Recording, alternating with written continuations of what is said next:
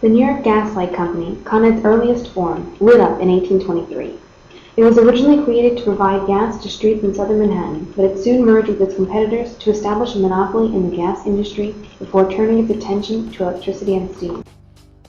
In 1936, the Consolidated Edison, or Con Ed, we know today, was formed after the mergers and acquisitions of over 170 companies. Today, the company provides natural gas, electricity, and steam power to millions of customers in the New York metropolitan area. Over the course of its history, Con Ed has acquired more than 100 miles of steam mains and service pipes, over 4,200 miles of gas mains, and 94,000 miles of underground electrical cables, the world's largest system. The purpose of this intensely riveting history lesson is to show just how involved Con Ed is and has been with the development of New York.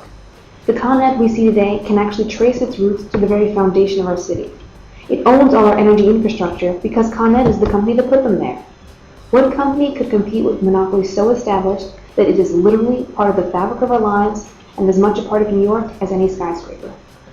State Public Service Commission, the oversight committee for Con Ed, must have felt the same way because they ordered Con Edison to sell the majority of its electricity generating plants to promote competition in the service area. Effective January 1st, 1998, Con Ed ceased to be a vertically integrated utility, a monopoly, and became a holding company. This move was supposed to increase competition, decrease consumer prices, and increase the quality of service delivered to the customer and encourage suppliers to care for the environment. By being able to choose their energy service provider, the customer was the ultimate beneficiary. In the end, however, deregulation did little for the customer. Con Ed may not provide energy anymore, but it is the only company that can transport the energy that other companies produce. So even though the customer can choose who they purchase their energy from, they have no choice as to who delivers that energy. The only part of our energy bill Con Ed affects is the transportation portion. That is the same portion that the customer has no control over. Regardless of how much or little power they use and what company supplies it, it is the transportation cost that remains the same and increases independently of the actions of the consumer. What all this means is that Con Ed is still an effective monopoly. New Yorkers pay some of the highest rates in the nation, after Hawaii and Connecticut, according to the U.S. Energy Information Administration. And Con Ed customers consistently pay the highest rates in New York. The average retail price of electricity in New York is 16 cents per kilowatt hour, more than 66% higher than the national average. Con Ed's rates are among the highest in the country, fully double the national average. The poor and the elderly are the most sensitive to high utility prices. Those customers living on fixed incomes with little disposable money are faced with impossible choices when utility prices rise, at the same time that other necessities, such as prescription drugs, are already difficult to afford. And those already high rates just keep increasing too. This past March, the Public Service Commission approved a $425 million rate hike. For 2009, Con Ed has already petitioned for an additional rate hike totaling $654 million. And what exactly are we paying for? Do these high rates correspond to some kind of exceptionally high level of service? Hardly. Do you remember the 10-day Astoria blackout that left residents without power during some of the hottest days in July and caused residents and small business owners thousands or even tens of thousands of dollars worth of damages? The gas leak in Sunnyside or the one in Flushing? Or the steam explosion in downtown Manhattan? Well, we do. No one specific law applies to the actions and accountability of Con Ed. These people who create, enact, and enforce the law hold a favorable bias towards Con Ed in terms of responsibilities for the repercussions of their downfalls. The aforementioned blackout in Astoria was not actually considered a blackout because not all of the electrical breakers were engaged at the local supply hub, but due to that technicality, Con Ed's liability was effectively eliminated.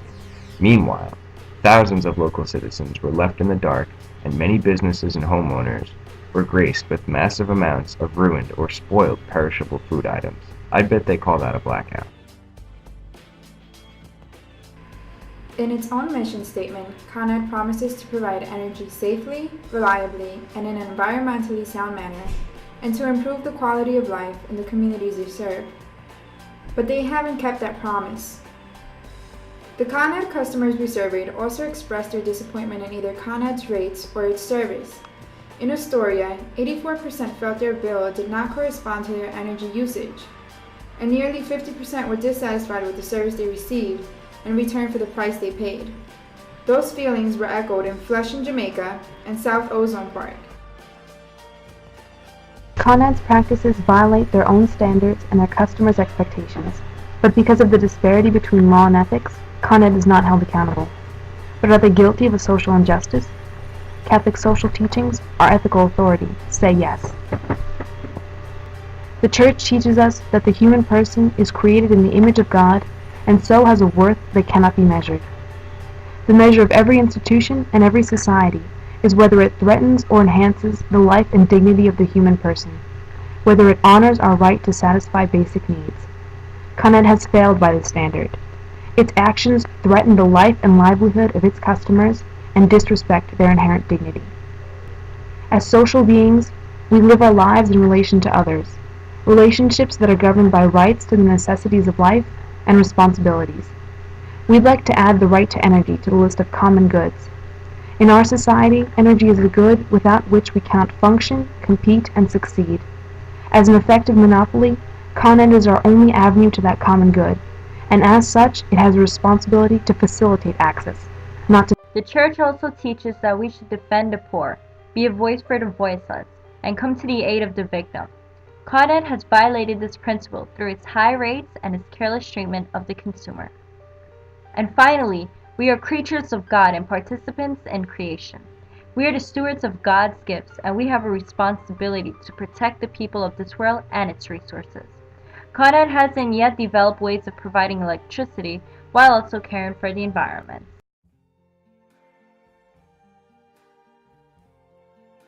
Many consumers lack knowledge on deregulation, and very few of the 100 people we surveyed across Queens used an alternate energy service company. In order to fight the giant, Con Ed, we need to change that. We must develop public programs to help educate the consumer both about deregulation and low-income family programs that Con Ed has in place to help consumers in need pay for their energy.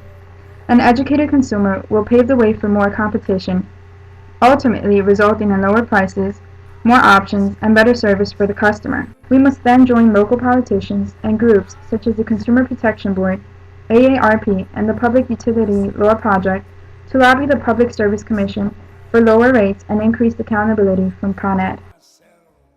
Assemblyman Gianaris spoke to this effect in our interview with him. According to Gianaris, there needs to exist either competition or regulation, as is the case on Long Island, where LIPA is required to outsource the management of its infrastructure to the most responsible bidder. This forces the only local utility to not act with a selfish and inconsiderate monopoly. A potential solution to our problem with Con Ed is in its infancy as we speak. Local Representative Gianaris is proposing legislation to legally force Con Ed to hire outside management for their company. Con Ed would still own the infrastructure and would get paid a fee for its use, but someone else, someone who would be held accountable, would actually run it. To ensure the level of service customers deserve, Con Ed must be held accountable for their actions. In an industry that boasts competition, Con Ed should no longer be immune to lawsuits, as it is now. It should have to earn a respect by its actions. In addition to working towards stabilizing rates and improving service, however, we need to ensure that our actions protect our environment and provide for the future as well. To this effect, Con Ed has started a conservation initiative to make customers aware of their energy consumption. Con Ed's green advertisements on subways and buses, for example, suggest small changes such as unplugging appliances when not in use. Although Con Ed is promoting a sort of green movement through its energy-saving tips, its initiatives fall short of real conservation and meaningful change. For this reason, we must not only change our energy habits, but we must look for alternatives to buying energy from Con Ed by supporting energy service companies that produce power by renewable means. We need to learn how to get the lives we want while using a fraction of the energy we use now. To do this, we can and should utilize technology such as smart meters, electrical meters that monitor power quality, and we should introduce more green roofs partially or completely covered in vegetation or soil, that decrease heating and cooling loads on buildings. As stewards of this land, we are responsible for its maintenance.